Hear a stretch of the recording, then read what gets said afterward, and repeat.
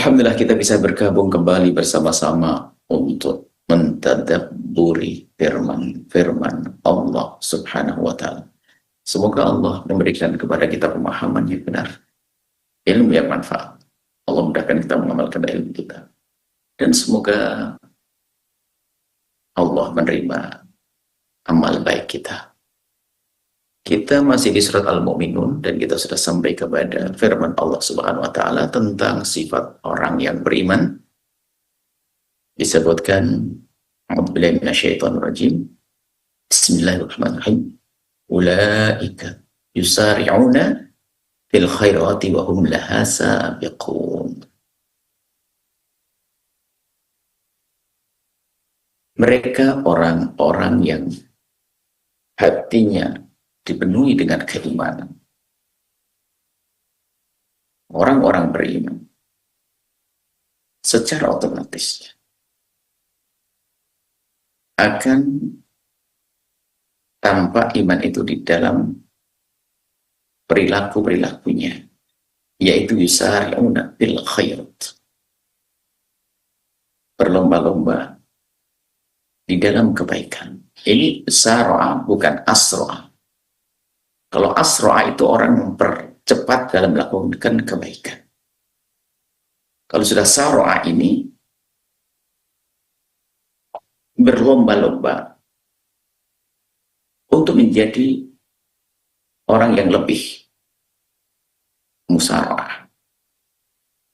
Jadi kalau melihat orang melakukan kebaikan, maka bergegas dirinya, aku harus berbuat lebih dari dia. Seruan keimanannya secara otomatis dari seruan hatinya tersebut. Yusari'una fil khairat. Fil khairat itu berbeda dengan ilal khairat. Kan ada musara'ah ila. Kalau ila itu adalah kebaikan itu belum ada pada dia. Bergegas berlomba-lomba menuju kebaikan. Tapi kalau fil khairati, mereka sudah berada di dalam kebaikan tapi ingin meningkatkan lagi. Itulah keadaan orang yang beriman. Wa hum laha sabiqun. Maka dengan inilah mereka melampaui yang lainnya. Sehingga mereka menjadi orang yang sukses. Orang yang unggul di antara yang lainnya. Jadi mereka dengan bergegas berlomba-lomba untuk mendapatkan keunggulan. Jadi antara kalau sebuah pertanyaan menjadi unggul, sabik, itu lebih dulu mana sebabnya? Musara'ah atau sabak? Dia menjadi, kalau gini, apa yang menjadi sebab? Musababnya apa? Antara belajar sungguh-sungguh untuk sukses, untuk lulus ujian, atau bekerja keras untuk sukses, atau yang menjadi sebab dia bekerja keras karena sukses. Sederhana, coba kita berpikir singkat aja, sederhana aja. Apa yang menjadikan orang bekerja keras itu? Apakah sebabnya kesuksesan? Sementara sukses belum ada. Atau sukses itu karena bekerja keras? Kira-kira mana yang menjadi sebab? Apakah kerja keras menjadi sebab sukses, atau sukses menjadi sebab kerja keras? Apakah berlomba-lomba dia melakukan kebaikan menjadikan dia unggul, atau keunggulan menjadikan dia berlomba-lomba? Maka secara makna dan hakikat, sukses menjadikan sebab dia sungguh-sungguh. Keunggulan menjadikan dia musara'ah, berlomba-lomba.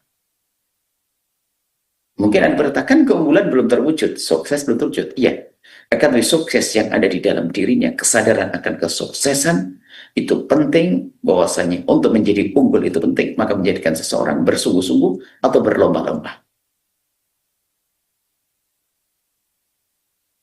Nah, maka di sini perlunya apa tadi? Keimanan. Iman adanya surga menjadikan dia bersih. Iman untuk sukses, untuk unggul, menjadi unggul di surga Allah. di akhirat nanti, maka menjadikan suasana menjadi musara. Sehingga dia tidak akan musara, berlomba-lomba melakukan kebaikan, kecuali karena memang dia punya kesadaran penuh kuat untuk menjadi orang unggul. Seseorang tidak akan bersungguh-sungguh dalam belajar atau bekerja kecuali penuh kesadaran bahwasanya sukses itu istimewa. Kurang lebih seperti itu. Ya. Jadi kadang-kadang tampak di mata kita sebab menjadi musabab, musabab menjadi sebab. Jadi sebabnya orang bermusyawarah, berlomba-lomba adalah kesadaran penuh pentingnya untuk unggul di hadapan Allah Subhanahu wa taala. Sebabnya seorang itu bersungguh-sungguh dalam bekerja atau berjuang karena apa? Khayalan atau harapan tentang kesuksesan yang agung itulah. Sehingga kalau kesadaran akan sukses atau unggul ini tidak kuat, tidak serius, tidak sungguh-sungguh, maka tidak akan menjadikan orang tersebut bermusyawarah. Nah ini. Ulaika yusari'una fil khairati wa hum laha sabiqun. Nah ini. Maka apa? Ini kan bab Al-Mu'minun. Ini surat Al-Mu'minun, iman. Jadi orang-orang beriman itu melakukan kebaikan yang luar biasa. Dan kebaikan pun dia tidak cukup melakukan kebaikan, tapi yusari'una fil khairati, berlomba-lomba untuk melakukan kebaikan karena dorongan keimanan, untuk menjadi orang yang sabik, unggul di hadapan Allah. Wala nukallifu nafsan illa wus'aha. Nah, pun demikian musara'ah untuk menjadi sabiqin, untuk menjadi sabikun, tentunya tetap dalam wilayah kemampuan yang Allah berikan kepadanya. Dan artinya apa? Semaksimal mungkin, bukan berarti kita harus berbuat sesuatu yang kita tidak mampu. Dan Allah tidak akan memaksa hambanya untuk melakukan sesuatu yang tidak mampu. La wala nukallifu nafsan illa wus'aha. Kalau sudah tidak mampu, sudah maksimal, ya itulah. Itulah pangkat tertinggi. Ya, sebentar.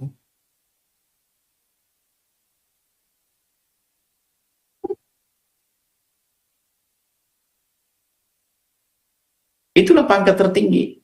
Biarpun mungkin secara zahir di mata kita adalah enggak. Tapi di mata Allah, di hadapan Allah adalah dia unggul. Contoh. Ada orang punya harta 1 miliar. 1 miliar rupiah. Satu orang punya uang hanya 1 juta rupiah. Tidak ada lagi hartanya kecuali itu. Kemudian, yang 1 miliar itu mendermakan hartanya 1 miliar seutuhnya. Anggap saja 500 juta. 500 juta. Ternyata yang punya uang hanya 1 juta rupiah, dia mendermakan 1 juta rupiah. Di mata manusia, nggak sebanding. 1 juta dengan 500 juta nggak ketemu. Akan tapi di hadapan Allah, yang mendermakan uangnya 1 juta ini jauh lebih unggul daripada yang 500 juta. Kenapa? Karena dia telah maksimal batas kemampuannya. Sementara yang mendermakan 500 belum maksimal batas kemampuannya. Dia masih mampu untuk lebih dari itu, tapi dia tidak mengambilnya. Dia bisa 700. Dia bisa 800. Maksudnya 1 juta uang nganggur sama 1 juta uang lebih selain dari kebutuhan pribadi. Maksudnya ingin, anggap saja kebutuhan hidupnya orang yang punya uang 1 juta itu adalah kebutuhan hidupnya sudah ada, cukuplah. Kemudian satu lagi yang punya uang kelebihan 1 miliar, kemudian itu cukup. 1 miliar dengan ini. Jadi dia bisa, artinya dia mampu, si A itu bersedekah 1 miliar. Karena apa? Seandainya 1 miliar dikeluarkan, nggak akan mengganggu kehidupannya. Yang satu lagi punyanya kelebihannya 1 juta. Sehingga batas maksimalnya 1 juta.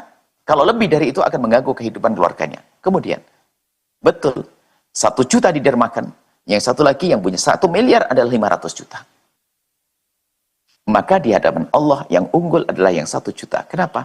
Dia telah maksimal di dalam dia melakukan kebaikan. Di atas itu tidak dituntut dia.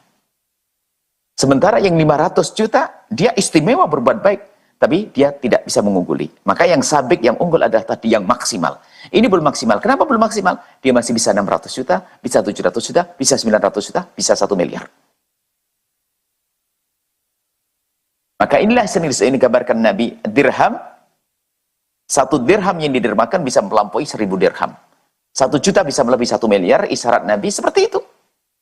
Makanya kita perlu makna musyarakah untuk kita pahami. Ayo berlomba. Tentu, maksudnya apa? Sebatas maksimal. Semaksimal mungkin kita berderma. Semaksimal mungkin kita membantu. Semaksimal mungkin, tapi tidak harus sampai kita melampaui sesuatu yang sampai kepada kita tidak mampu. Tidak mampu kita tidak perintahkan lagi. Bukan di atas kemampuan. Tapi pada kemampuan kita. Maka yang paling tinggi adalah bukan gedenya yang kita lakukan, akan tapi batas kemampuan kita. Kalau sudah maksimal batas kemampuan kita, itulah tertinggi. Sabik. Musyarakah yang sungguhnya sabik. Unggul. La nukallifu nafsan illa wus'aha. Kemudian, dari semua kebaikan yang dilakukan oleh manusia, oleh hamba-hamba Allah ini, waladaina kitabun yantiqu bil haqqi wa la yudlamun.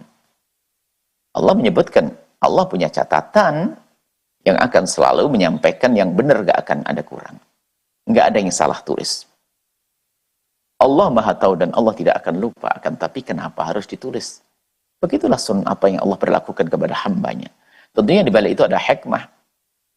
Sehingga kalau sudah ditulis itu ibaratnya ini kan pendidikan Allah untuk hamba-hambanya. Allah yang tidak pernah lupa dan tidak akan lupa pun membuat catatan. Kita pun hendaknya seperti itu. Kemudian tulisan ini adalah juga sebagai bukti, artinya biar orang tidak bisa mengelak lagi, tidak bisa lari lagi. Bahwasanya cukup melihat catatannya ini adalah amalku dan sebagainya. Kalau hanya di pengetahuan Allah, mungkin dia lupa. Pengetahuan Allah dia lupa. Dia tidak tahu kalau dia melakukan kesalahan dan sebagainya. Mungkin dia tidak akan menyadari. Bahkan mungkin mengatakan, aku terdolimi, kenapa kok aku tiba-tiba dihukum? Sementara Allah la yadlimun. Allah la yadlimu. Wahum la yudlamun. Allah tidak melakukan kezaliman dan mereka tidak terzalimi. Maka, agar tidak tampak zalim di hadapan manusia, Allah tidak akan zalim. Tapi mungkin manusia tidak mengertikan, mungkin ada pernah mengatakan, kenapa kok aku diberi oleh Allah begini? Kenapa Allah begini? Ketahuilah Allah tidak akan zalim. Hanya karena kita tidak tahu, kadang kita protes kepada Allah. Hanya karena kita tidak mengerti, mungkin kita menganggap Allah tidak adil. Allah berbuat zalim. Tidak. Allah tidak akan berbuat zalim. Lalu adanya catatan inilah, sehingga seorang hamba tahu, oh iya aku pernah melakukan dosa di sini, haram di sini. Dia nggak bisa ngomong lagi.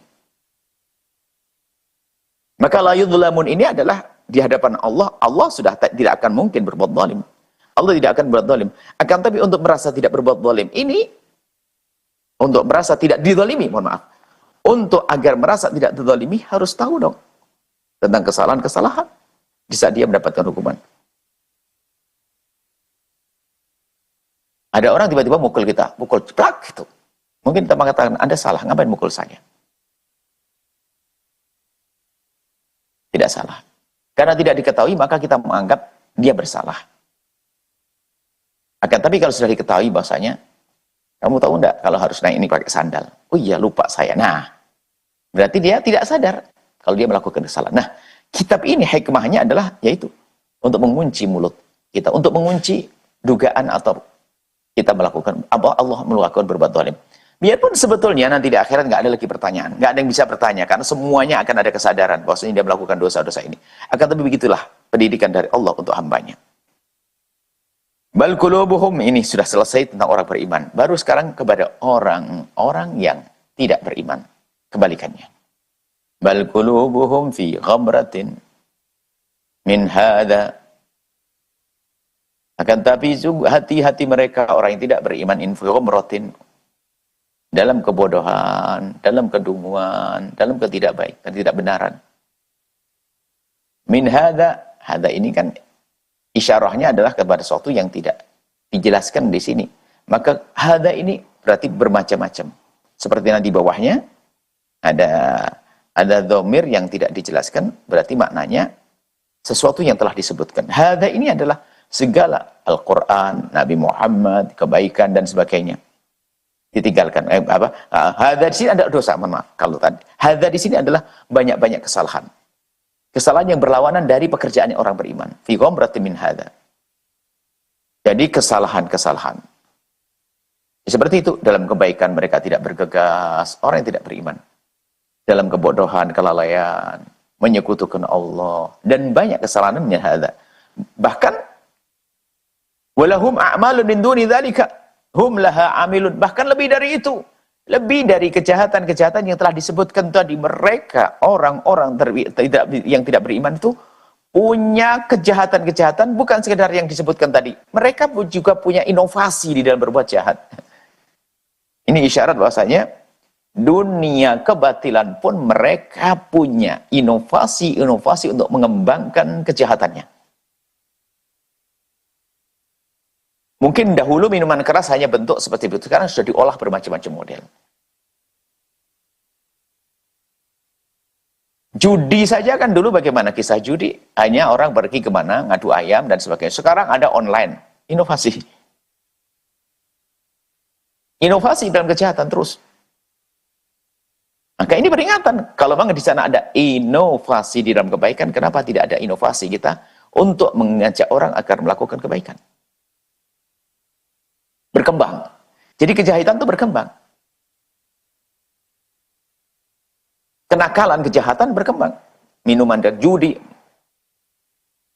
minuman keras, dan apalagi kejahatan-kejahatan apa saja. Nah ini. Walahum a'malun, mereka punya amal-amal lagi, kebusukan amal-amal. Orang tidak beriman, makanya selagi tidak atas dasar keimanan dia, maka akan punya amal-amal, perilaku-perilaku yang terus berkembang. Wahum min duni dzalika hum laha amilun. Selain daripada yang sudah dikerjakan dari kejahatan, nanti ada lagi kerjaan-kerjaan yang mereka lakukan akan berkembang kejahatan itu. Hanya orang yang tidak beriman terus. Mereka tidak peduli. Bahkan berbuat jahat pun kadang tidak tanggung-tanggung kepada saudaranya, kepada siapapun. Hatta idza akhadna mutrafihim bil adabi idza hum yaj'arun.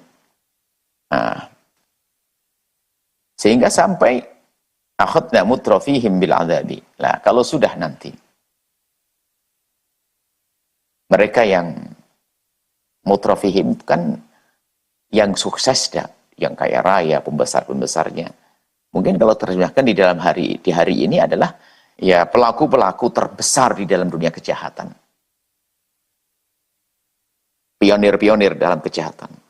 Yang punya ide-ide dalam kejahatan. Di saat mereka dicabut, artinya mati, diberi hukuman dan sebagainya, ini gambaran saja. Sebab ada orang yang mereka melakukan kejahatan dan kejahatan yang luar biasa pun, ya tiba-tiba meninggal dunia. Ini gambarannya begini. Meninggal dunia banyak. Kalau seandainya. Hatta idza akhadnahum, sampai kalau seandainya Allah mengambil mereka. Dan memang sudah terjadi pada umat terdahulu. Diberi kehancuran. Orang-orang yang melakukan kejahatan. Bil adabi dengan siksa. Idza hum yaj'arun. Mereka teriak.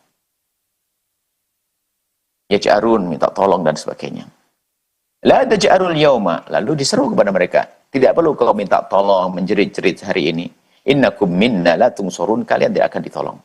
Nanti di akhirat. Kan sekarang kita tidak menyaksikan ini semuanya. Jadi mereka orang yang tidak beriman, yang selalu berinovasi untuk melakukan kejahatan-kejahatan itu nanti, di saat menghadap kepada Allah, mereka menemukan seksa, menemukan daripada hukuman-hukumannya. Mereka akan menjerit. Tapi itu ceritanya tidak ada artinya. Minta tolong. Itu adalah permintaan pertolongan yang tidak ada artinya. Karena mereka adalah tidak akan ditolong. La tunsurun, kalian tidak akan ditolong. Ya tentu tidak akan ditolong. Kenapa? Sudah jelas. Kenapa? Qad kanat ayati tutla alaikum. Ayat Allah Al-Quran sudah dibacakan untuk kalian. Kan kalian sudah mengerti itu nggak boleh, kenapa kau lakukan? Ini haram, kenapa kau langgar? Ini membahayakan, kenapa kau lakukan? Dan seterusnya. Wa kuntum ala aqabikum tankisun. Di saat Al-Quran, ajaran Allah yang dibawa Nabi Muhammad disodorkan kepadamu, bukan kau sambut, akan tapi kau malah ke belakang, mundur, menjauh, berpaling. Artinya, sudah dikasih tahu, jangan lakukan ini, malah kau tidak mau mendengar, maksudnya menolaknya. Lalu kamu lakukan, dan sudah jelas. Makanya, tidak perlu lagi kau tidak akan ada artinya lagi ceritamu untuk minta pertolongan. Ini peringatan bagi kita, bukan mereka yang sudah terjerumus. Kita jangan sampai kita menjadi orang-orang yang seperti ini, yang menjerit pun tidak akan ditolong. Dengan kekafiran-kekafiran. Dengan dosa-dosa. Mustakbirina bihi. Kalian itu dulu, ini kan, di dunia saat ini. Ini kan kisah orang-orang kafir, nanti bagaimana keadaan di akhirat. Allah beritakan kepada kita, ya itulah keadaan orang kafir yang tidak beriman. Di dunia seperti itu dan di akhir seperti itu. Nah, ini pelajaran untuk kita agar kita tidak menjadi seperti mereka. Dikatakan kalian sekarang menjerit di akhirat, menjerit minta tolong dan sebagainya, tidak akan ditolong. Kenapa? Waktu di dunia mendapatkan petuah-petuah, petunjuk-petunjuk, tidak mendengar. Berpaling, ala aqabihikum tangkisun, kau berpaling ke belakang, tidak mendengar. Mustakbirina bihi, bahkan sombong. Tentunya ini adalah kisah orang yang ada di Mekah waktu itu, orang kafir Mekah yang ada di Masjidil Haram, di kiri kanan Ka'bah. Mustakbirina bihi. Lah bihi sini domirnya juga tidak ditentukan. Bihi ini apa sih? Sombong kepada apa? Makanya para ahli tafsir mengembalikan bihi ini kepada Al-Quran. Bisa kepada Nabi Muhammad. Bisa kepada segala kebenaran yang dikirimkan oleh Allah. Bihi. Mustakbirina bihi, sombong. Bisa jadi bihi ini Al-Quran. Bisa jadi bihi Nabi Muhammad. Ada hubungan samiran tahjurun. Samiran mereka itu kebiasaannya. Orang-orang yang tidak beriman pada zaman Nabi itu adalah begadang di malam hari di Masjidil Haram atau di kiri kanan Masjidil Haram, di tempat tersebut begadang di malam hari.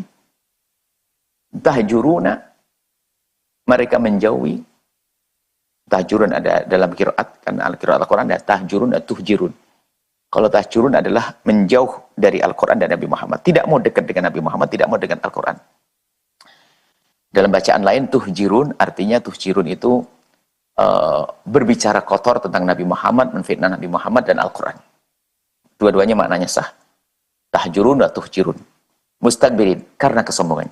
Sombong mereka itu yang menjadikan mereka menjauh dari Al-Quran, menjauh dari Nabi Muhammad.